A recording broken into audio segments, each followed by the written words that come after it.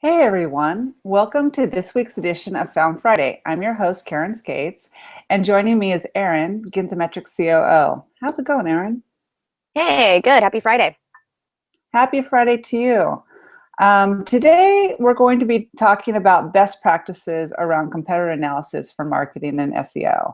And I know we've been talking a lot about how powerful competitor data can be, and we've been doing some competitor analysis on our own.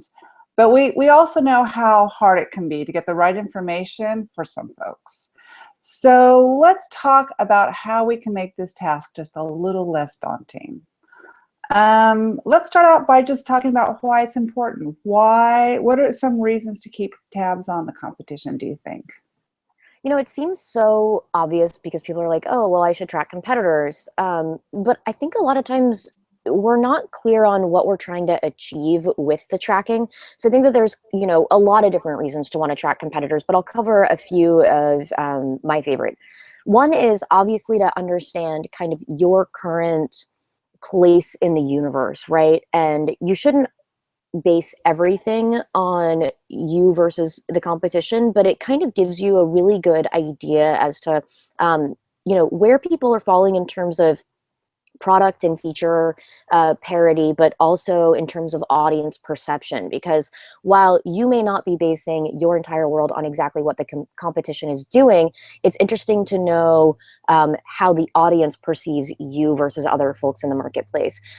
This is actually something that back in the day, well, and still today, but now it's all like super paid and in my mind, BSy, is what analyst firms would do, which was give you supposedly an objective, like, a Gartner Magic Quadrant or a Forrester Wave report or whatever the, thing of the day was.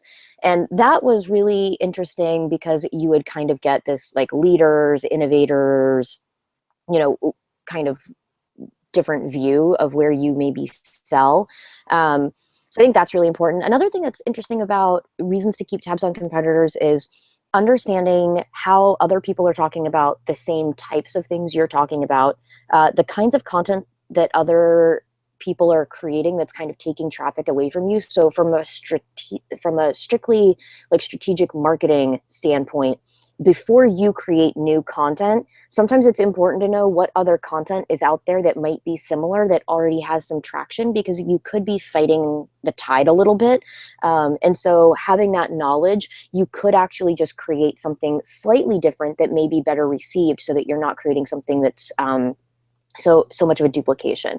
And the last reason I think that it's important to kind of keep an eye on what's going on with the competition is sometimes you can see market opportunities or market shifts really well by seeing how audiences respond to both the competition and your products and features. So sometimes it'll highlight maybe a new market need, or it will tell you when kind of an existing market trend is dying, because just basing it on your own product and your own sales is not as indicative as an overall market shift as it would be if you looked at kind of everybody's stuff. So that's kind of my reasons. It seems like there are lots of places to get different kinds of data. There's lots of different types of data about competitors. And you can really spend a lot of time just gathering lots of disparate data. So if we're going to be really looking at competitor data and using the data that's really going to inform our strategic decisions, what metrics should we really be focusing on, do you think? So there's a lot of different metrics, and I would say that there's not one specific set of things, because a lot of people have very different marketing roles. One of the things I think marketers, not just SEO folks, should be paying attention to is kind of competitor rank, and not just overall competitor rank. And what I mean by competitor rank is rank on search engines and devices for findability for their content, right? Because findability is really important, because what that means is that's the actual organic way that people can find stuff, not just what somebody's paying for. Like anybody can pay for ads, pay for time, and drive traffic. What you want to know is how likely, or like how really findable, how good is that real match, right? So when I'm talking about average rank for competitors or findability score, like what we have at Ginza, that's a really good indicator of based on search terms, keywords, etc., how findable are they? Now, one of the things that we talked about last time that I think is really important to look at from an average ranking competitor standpoint is by keyword and content groups. And so what I'm talking about with keyword and content groups is keyword groups and content groups, if you take the time to set these up, and we talked a little bit about some best practices last week that people can refer to, is keyword and content groups can be set up to represent marketing campaigns, products, features, geographies, audience types, whatever you want, right? Like, and things can belong to multiple groups most of the time, so you can actually kind of slice and dice multiple ways. You can view your competitor's average rank using like an SEO tool, like what we do, by these keyword groups. So instead of just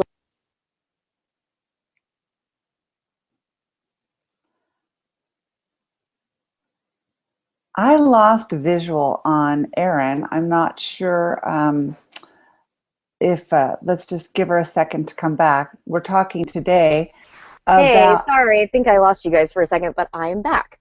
Uh, yes, we did lose you. So why don't you recap just a little bit of what you were just saying, and then we can move from there. Yeah, so looking at your competitors' data, you're looking at your competitors' average rank by keyword and content groups is really important, because what you want to be able to compare is not just their entire site's findability, all of their findability. You want to be able to particularly say, how does my feature for this compare to their feature for this in findability? How does our product for this compare to their product for this in findability? So I think that's a really important metric. Some other important metrics I think with competitors is overall kind of engagement with social. And I know that, you know, we get a lot of questions around kind of why social engagement metrics are important. And I don't think that having necessarily the most followers or, you know, the most likes or fans or shares is always, you know, indicative of who the best brand is. Sometimes that is, you know, a lot of it's just noise. I think what we're looking at is real engagement with actual people, actual potential users that have a real impact. So, you know, just increasing follower numbers, as a lot of people know, isn't helpful if all those followers are people that would never purchase the product. But I think that being able to connect some level of social engagement on content with the ranking of that content gives a really powerful measure of how brands are really perceived and interacting with audience. Because if you're doing really well on both, chances are you're probably doing fine in terms of revenue. Okay. And so we're getting competitor data based on their rank. We're getting competitor data based on some social metrics. We're getting a lot of different competitor data. Why is it important to get all of this data from one place? You know, there's a few different reasons I think that it's better to get data from one place. One reason is it really just saves time, right? So you're not trying to collect and compile reports and data from a bunch of different places. Instead, you can actually take that time and use it to analyze the data, gather real insights, and make better decisions. You know, and I think that that's the real point of gathering data anyway, as opposed to just being like, look, numbers on a spreadsheet.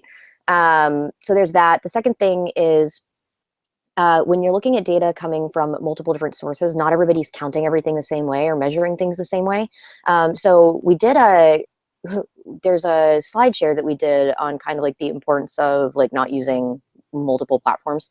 And one of the things that we had this real conversation with a client. They were using multiple different data sources, and they were like, well, this number doesn't match this number, and then this number doesn't match this number. So I did some digging around, and I found out that one tool was using like Sunday to Saturday night starting GMT time, and the other tool was starting on Pacific time. So there was like this massive gap. And when you're talking about traffic data in the millions, you can have thousands and thousands of missed counts, right? But they were comparing essentially data apples and oranges, which is a really big problem. The other reason that I think it's important to gather data from a similar place is if you're using one tool, a lot of times what you can do is apply things like keyword groups, content groups, et cetera, that have already been set up across all of your data types, as opposed to hoping that, you know, either having to set them up in every single thing and hoping that every tool allows you to do something like that. And that once you do that, again, those groups and things are actually counting things the exact same way. Right. Now, why is it important to be constantly discovering new competitors? And what can search marketers learn from those new or even those niche companies that are entering their space? They might not be really a direct, complete competitor, but they may be competing in areas of their business. You know, that's actually one of the most important things, right? Very few companies have like a one-to-one exact competition overlap with all of their competitors. It's almost impossible. Pretty much everybody has either some sort of feature difference or product difference or some sort of specialization. And even if you have one direct competitor where you're like concentric, like circles overlapping exactly, you've probably got lots of other competitors that are like fragmented and kind of around. So discovering new competitors constantly is important because, again, a lot of other people that are creating new products, while you don't necessarily need to change your product roadmap to match what they're doing, it's important because what you're going to find is people identifying new problems in the marketplace, because obviously somebody's creating a product in response to what they perceive as a need.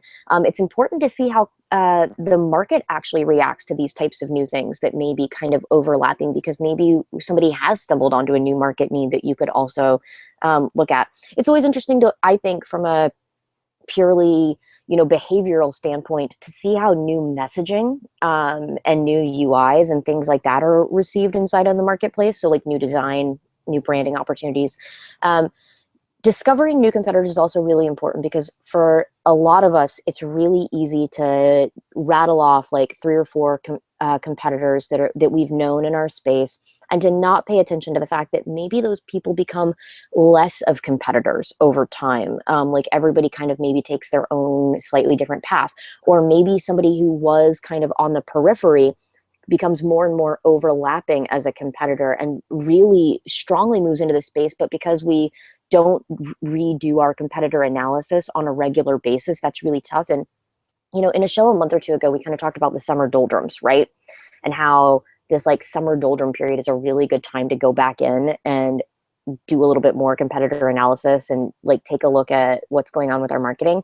With Ginza, we do a competitor discovery tool that we launched, and we're not just mapping anybody that's kind of similar to you. What we're really looking at with the competitor discovery tool is for the content and the keywords that are important to you and that you're creating, and bucket it out by group, who's competing with you. Now, this is the thing that I think is really important.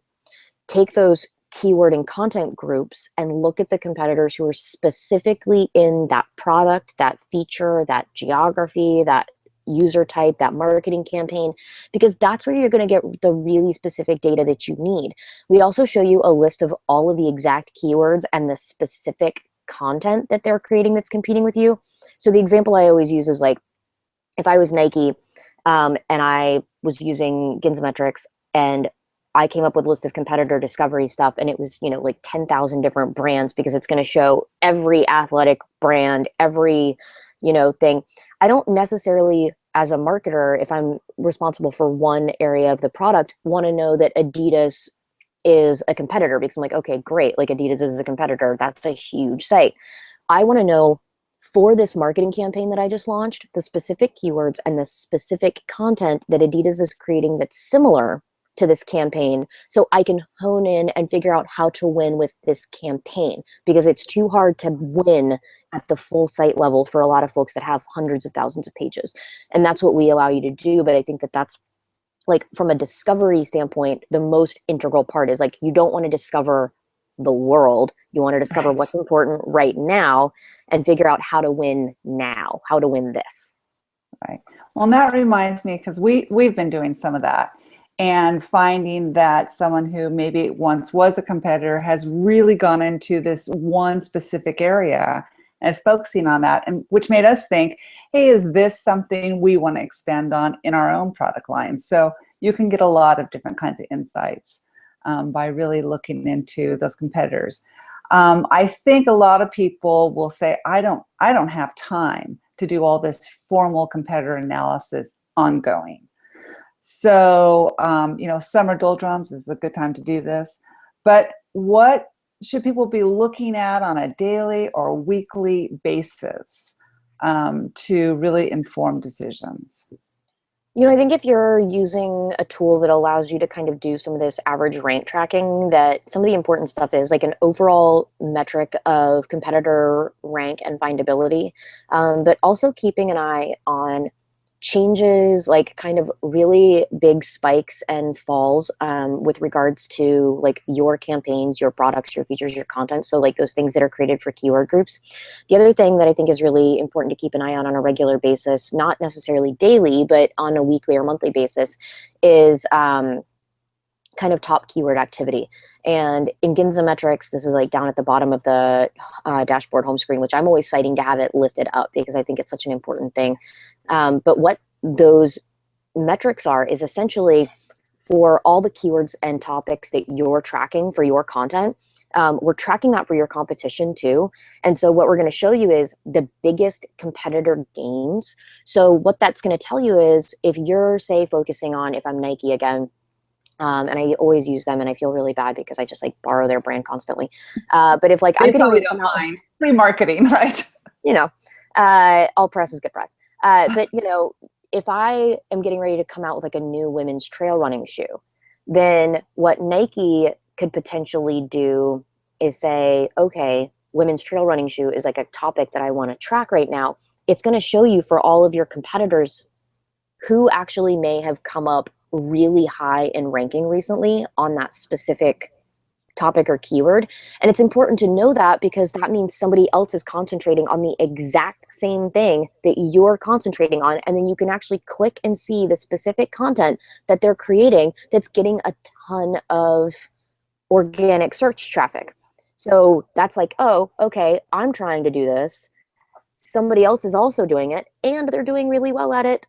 What's going on, right? Like, why wouldn't you want to be able to get that kind of intel? So I think that's from like a weekly or monthly standpoint. You have to keep an eye on that because your marketing time can only be spent so well, right? You know, so if you spend 2 hours creating a piece of content that's going to get trounced by someone else's content, that's 2 hours you can't get back, but it's 2 hours you could have spent doing something else had you known somebody had already created some like kick-ass content on that specific subject that you were trying to redo.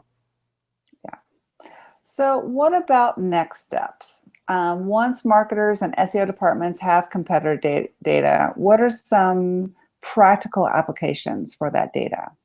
Oh man, there's so many. Some stuff that we don't get into a lot because it's not usually our audience, but I think is really important because it could be our audience, is like product marketers and product designers.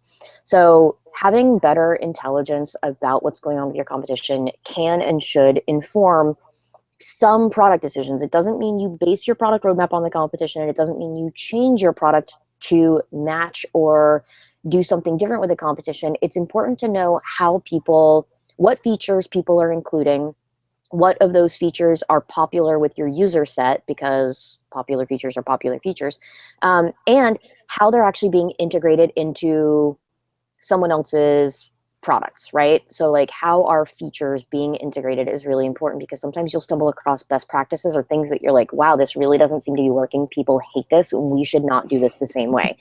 So there's that.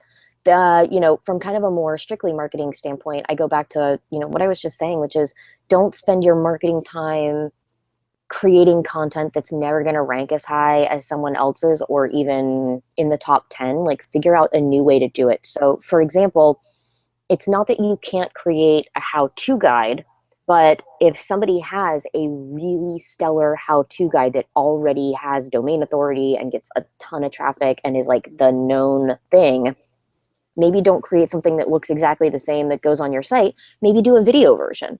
Maybe do a pictorial version. Maybe do an infographic. Maybe do whatever, right? But you can do the same content in a different format and get some new traffic. So use it that way.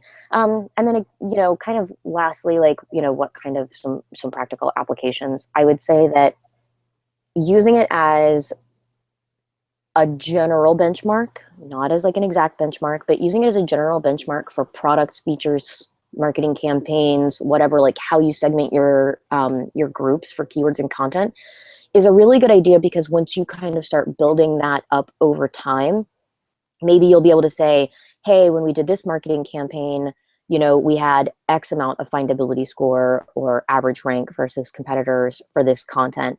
And maybe you notice that like you're always kind of within like a certain range, and then you do a marketing campaign that's like way high or way low.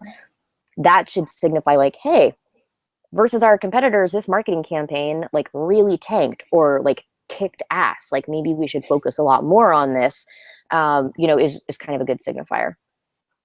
And you talked a little bit about product. And one of the things that we've done, looking at maybe what people don't like about your competitor's product, and then seeing if you have features that do that better, and capitalizing on that a little bit. So kind of going after the weakness, right? And creating some content around that.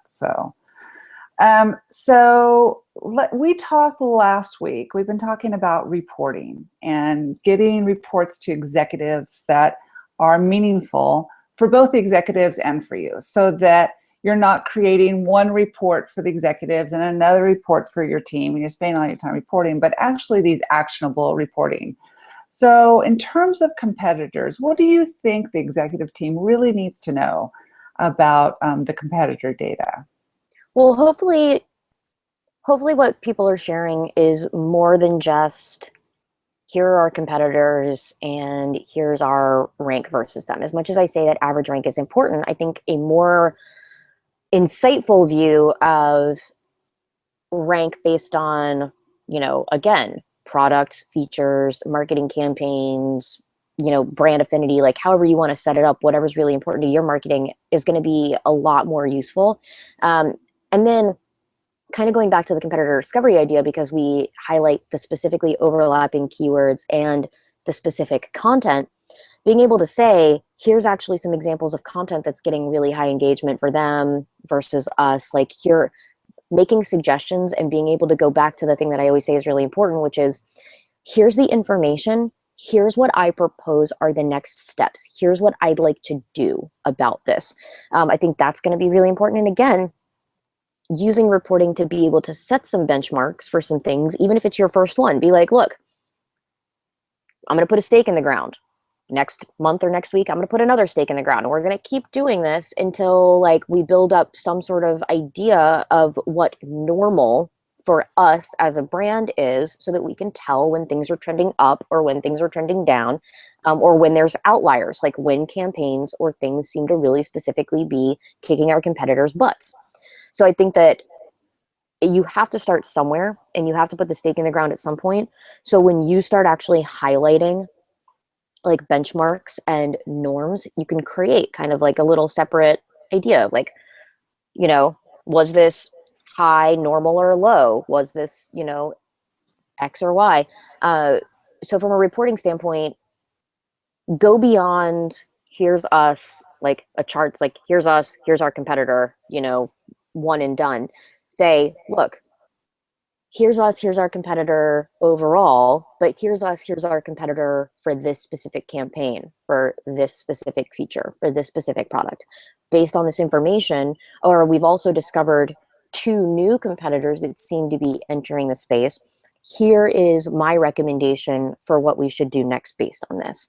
I think that that's going to be far more useful than a kind of like blanket, just like plotting of like us versus them. They have 10,000, we have 7,000, like we're going to get 3,000 more. Like how, where, why? Like, do you even need those 3,000? Sometimes that's the thing that I always ask is, you know, I remember way back, I was, you know, working somewhere, and this was when social media was really new. And I know I'm going off on a tangent, but we've got a couple extra minutes.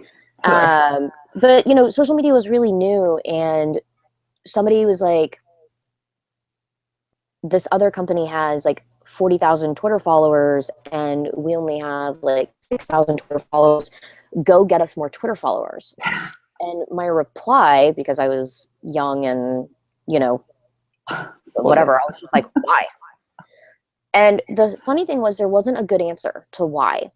It was because they have more. And I was like, but do we need those more people? Like, are they actually getting more sales from that? Are they closing more business? Are they performing better than us in overall metrics? Like, I don't know that I want to spend my time getting more Twitter followers if none of those people are ever going to buy, especially considering when I did a little research, which is what I ended up doing instead of getting them more followers. I just spent like 30 minutes going through them. I'm like, spam bot, spam bot, spam bot. And this was years ago, but I always want to ask myself, whenever somebody wants me to report on something or to increase something or decrease something, even if I don't say it out loud, the first thing is I'm like, why? And if like there's not a good reason, then I don't want to spend my time doing it, because I want to spend my time doing the things that really move. I use football metaphors all the time, but like I want to do the things that move the ball forward, right? Like I don't want to just run around for no reason. Well, and I think that's a big problem with vanity metrics, is that people end up chasing a metric instead of stopping and saying, why are we going to do this? Is this going to help us? What's our goal? Our goal is more conversions. Our goal is more demo signups. Our goal is more whatever it is, whatever your goal is. Will this help us reach it? And if you're just chasing metrics, then you've lost sight of why you're even gathering data in the first place. So I think it's funny. I was talking to Ray about this, a while ago, and I was saying that, because I do like to use the football metaphors a lot, is that I always think of, like, especially a startup like what we are, as kind of being a football game, and that the idea is to move the ball forward enough to like make yardage and make downs, right? And a lot of times it's hard because when you are only moving a couple of yards at a time, it feels very slow and it doesn't seem exciting. And you just like, it feels like you're never going to get all the way down the field moving a couple yards at a time. And you think to yourself, this is going to take forever. The point is, when you have like, I think a lot of startups and a lot of VCs, unfortunately, really like this Hail Mary thing, right? Because Hail Marys are really exciting and you move really far, really fast, and it makes people look like heroes. The problem is with a Hail Mary is it's called a Hail Mary because it's a last-ditch effort. And it's like this one-time thing. And either the Hail Mary works or everyone fails. Right. And I would rather play the running game and it seem a little slow and a little tedious at times, and just move forward consistently, than have this one giant last ditch effort, that either skyrockets you to stardom or like screws you over majorly, right? Yeah. So, a lot of times we talk about, you get into these like doldrums, or you get into these like marketing patterns where somebody wants you to show this like massive marked improvement, or say, it's like the thing that I used to say was, would you rather have 1 million Twitter followers or $1 million? Right? Because those things don't translate to each other all the time. I'm like, Right. I'd rather have $1 million. So I'd rather spend my time doing the things that are going to make us money, even if it takes longer and is like a slower process, than do the things that jump us up in some sort of like fancy vanity way, or the things that actually make us look like heroes. Because the real hero is the company that lasts and the company that makes money and the department that helps them get there. So that's why whenever anybody kind of comes in and acts all fancy and is like, I'm going to do X, Y, and Z, and at my last company, I got whatever. I'm like, is the company still around? And like, is the company profitable? And are you making any money? Because like, I don't know that you telling me that you did all these other things actually matters when it comes right down to it. And I think that's tying it back to like the fact that we were supposed to be talking about competitors today. That's one of the things that's interesting about keeping track of your competitors, is you can see, even though sometimes it may look like somebody has won the battle, like you need to stay in the war, right? Like you got to kind of get back up and like move the ball forward, right? Like that's just the way that it goes. Yeah, and I think, if anyone is doing any reading on content marketing, everything that's coming out, everything everyone's saying is, this is the long game. This is the running game. So keeping track of competitors, you do want to keep track of those metrics, but you don't want to just chase the vanity metrics, I think. So I think we're about out of time, but I always like to leave with just a couple key takeaways, things that people can think about. What would you say from today? It's definitely the long game. It's really important to keep track of what's going on with your competitors, not just from a us versus them metric to metric standpoint, but again, from like this grouping, like how is this campaign performing? How is this product performing? How is this feature performing? How is this, brand segment performing? Whatever it is, right? Setting up keyword and content groups is super important for a lot of reasons. Competitor analysis is a big one. So understanding how they're really doing versus that. And then taking those metrics and reports and using them to help better inform new insights and strategic next steps is going to be the thing that ties it all together, and is going to be the thing that makes what you do invaluable to the organization and to like the overall success of the system. So I think that that's kind of really important, and don't be discouraged if you don't necessarily make the huge gains that someone else does all the time, because as long as you are moving forward, and like continuing to like increase over time, steady increase over time will typically beat meteoric rises over the short term, because a lot of times that is indicative of other things or sources of other traffic or sources of other data, or other competitor things, and it's very hard to sustain. um, you know Tangentially again, one of the things that's always really difficult is you can become a victim of your own success, right? So say you do get, you know, a million page views, a million likes, a million followers, whatever this like number is, right? That's like super meteoric. Somebody's going to ask you to keep doing that over and over again. Or like, what's the next step, right? So like you get this massive growth, and then even if you just still kind of keep going up a little bit, it doesn't look like you're going up very much anymore because you had this huge meteoric rise. Whereas like I would rather keep kind of like my nice steady slope and keep going that way. But like you can be a victim of your own success. So I think that it's really important to remember that it really is a long game play here with both competitors, because like you can't just take a competitor look at one point in time and call it good. It's about benchmarking. So I think that's kind of the key takeaway. Great. And if you have any more questions about competitor analysis, you can contact either Erin or I, Erin at ginzametrics.com, Karen at ginzametrics.com. We're always here to answer questions. Our website has lots of resources about content and keyword groups and all the things we've talked about today too. So you can go there and check it out.